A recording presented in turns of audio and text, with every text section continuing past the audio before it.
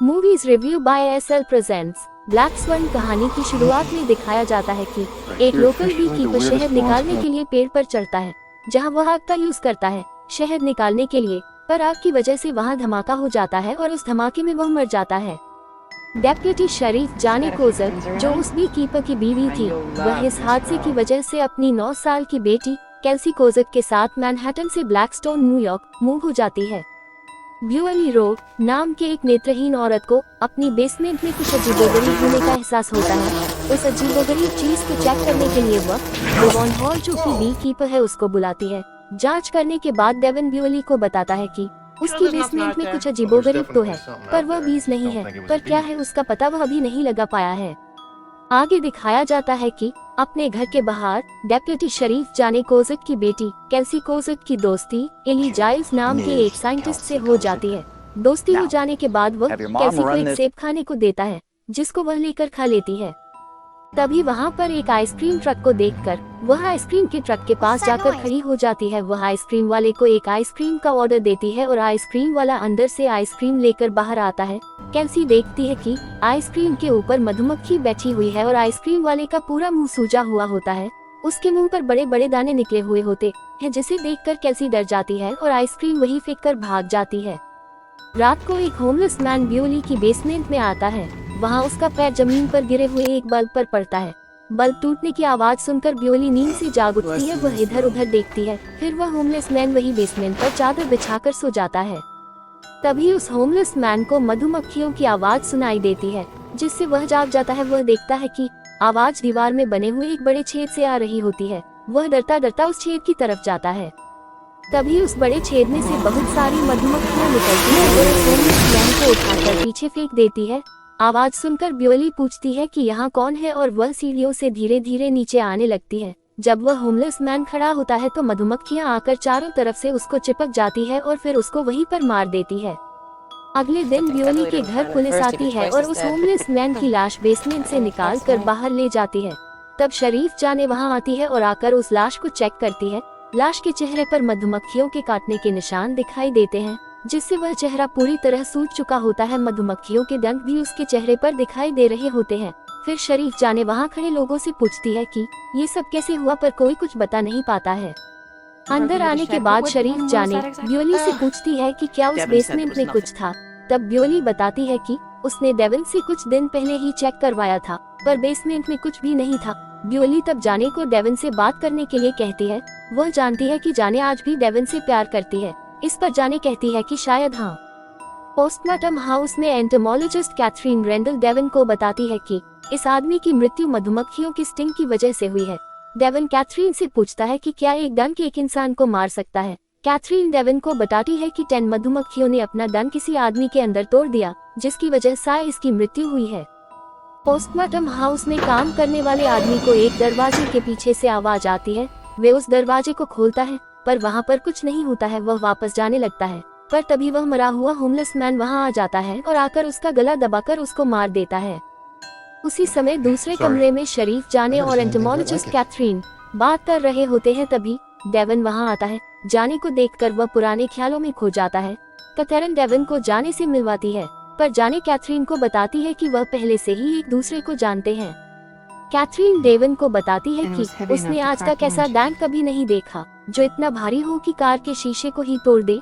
Devon बताता है कि यह डैंक इतना भारी और इतना तेज था, ऐसा लगा कि इस डैंक को किसी ने पिस्तौल से कार के शीशे के ऊपर चलाया हो। कैथरीन कहती है कि वह इस डैंक की डीएनए जांच करेगी।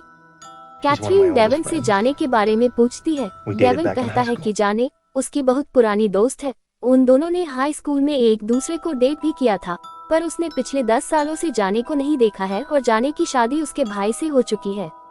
कैथरीन और डेवन ब्यूअली के घर जाते हैं और उसकी बेसमेंट की चेकिंग करते हैं, जहां पर उस होमलेस मैन की मृत्यु हुई थी, पर वहां उन्हें मधुमक्खियों के छत्ते का कोई नामो निशान तक नहीं मिलता, जिससे देखकर वह अचंभित हो जाते हैं। जाने के घर के बाहर उसकी बेटी केल्सी और साइंटिस्ट एली आपस में बातें कर रहे होते हैं। एली केल्सी को चेतावनी देता है कि आगे से उसके गार्डन में कभी भी ना आए।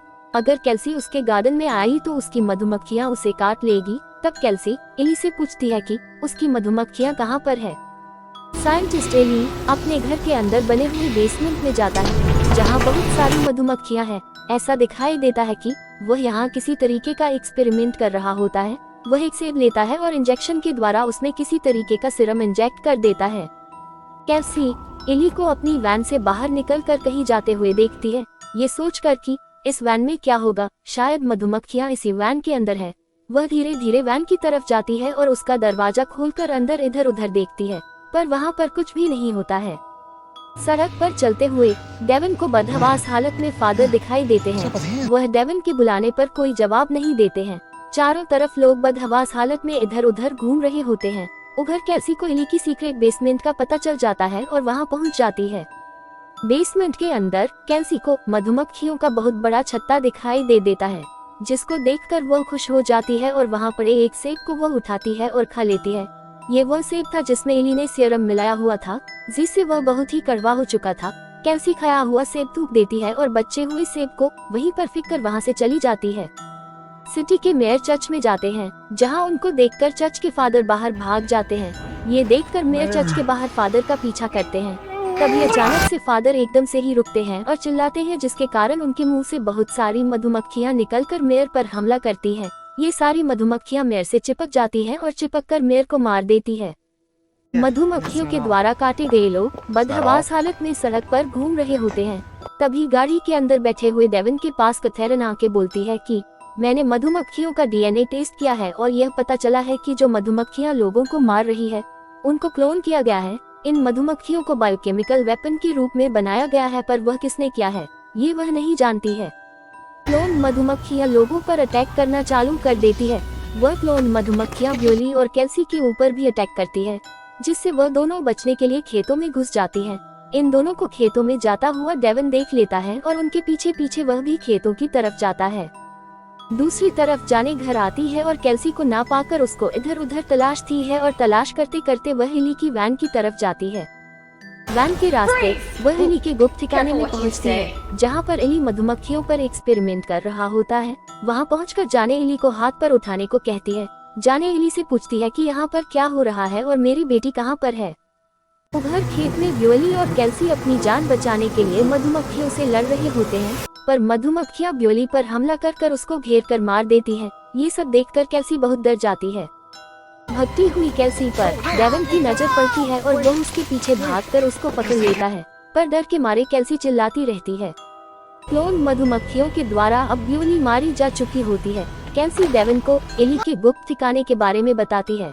तब डेवन कैल्सी को लेकर एली के उस गुप्त ठिकाने में पहुंच जाता है। वहां कैल्सी को उसकी माँ जाने दिखाई देती है, जिसे देखकर वह उसे गले लगा लेती है। एली जाने को बोलता है कि उसे कुछ काम है, पर जब जाने उसको अपनी गन दिखाती है तो वह डर जाता है। तब कैल्सी अपनी माँ जाने से पूछती है कि क्या मेरे कोई अंकल भी है। तभी वहाँ डेवन आ जाता है। जाने और डेवन की पूछने पर एली उनको बताता है कि ये सब वह गवर्नमेंट के कहने पर कर रहा है कि तुम सब इन मधुमक्खियों को देख रहे हो। यह मधुमक्खियाँ एक बायोकेमिकल वेपन है। इन मधुमक्खियों के अंदर पैरालाइज वेनम उसने इंजेक्ट किया है, जो अपने शिकार को मार देती है। तब जाने एली से पूछती है कि क्या हम इन क्लोन मधुमक्खियों के कारण खतरे के अंदर है और इन क्लोन मधुमक्खियों को कंट्रोल करने का अब हमारे पास क्या कोई साधन नहीं है। एली कहता है हाँ। तब डेवन एली को कहता है कि तुम मुझे ऑर्गेनिक पेस्टिसाइड दो और मैं तुम्हारी मधुमक्खियों को कंट्रोल करके दिखाता हूँ। तब डेवन एली को कहता है कि तुम कैल्सी को लेकर हमारे घर चले जाओ, तब तक मैं और जाने इन मधुमक्खियों से निपटने हैं, इन्हें खत्म करते हैं। तब दिखाया जाता है कि कैथरीन, जो कि एक गवर्नमेंट एजेंट है, एली को ढूंढ रही होती है। वह एली और कैल्सी को बाहर निकलते हुए देख लेती है और उनका पीछा करना शुरू कर देती है। एली और कैल्सी अब चर्च पहुंच चुके होते हैं। वहाँ एली कैल्सी को बताता है कि क्योंकि उसने वह सीरम इंजेक्ट किया हुआ सेब खाया था, तो अब मधुमक्खियाँ कैल्सी को अपनी माँ समझ रही है। तभी वहाँ फादर आते हैं, जिसे देखकर कैल्सी डर जाती है। एली कैल्सी को बोलता है डरो नहीं, मधुमक्खियों ने इसको ड्रोन में बदल दिया है। तभी फादर का शरीर फट जाता है और उसमें से बहुत सारी मधुमक्खियां बाहर निकलती है। ये सब देखकर कैल्सी बहुत डर जाती है। मे भी वहां आता है और कैल्सी पर हमला करता है। कैल्सी डर के मारे पीछे की तरफ भागती है। तभी कैथरीन कैल्सी का पीछा करते हुए वहां आ जाती है और मे को गोली मार देती है और कैल्सी को पकड़ लेती है। तब कैल्सी को बचाने के लिए एली बाहर निकलता है और कैथरीन को बोलता है कि इसे छोड़ दे, पर कैथरीन एली को ही गोली मार देती है। एली को मरता देख कैसी बहुत डर जाती है और जोर जोर से चिल्लाती है। कैथरीन मरते हुए एली के पास जाती है, उसको उठाती है, उसका मुंह खोलती है और उसके अंदर क्लोन मधुमक्खी को फेंक देती है। फिर वह कैल्सी को लेकर वहां से चले जाती है। बाहर दिखाया जाता है कि जाने और डेविन उन क्लोन मधुमक्खियों को मारने में लगे होते हैं। वो वैन में बारूद भर देते हैं। तब डेविन जाने को बोलता है कि जब मैं तुम्हें बोलूं भागना तो जोर से भागना। डेविन वैन में भरे बारूद में आग लगा देता है और बाहर भागता है। वह जाने को भी बोलता है भागो। दोनों जोर से भागते हैं। तभी सब मधुमक्खियां वैन पर अटैक करती है। वैन में बहुत जोर की धमाका होता है, जिसकी चपेट पर सब मधुमक्खियां आ जाती है। पर यह धमाका भी उन मधुमक्खियों का कुछ भी बिगाड़ नहीं पाता है।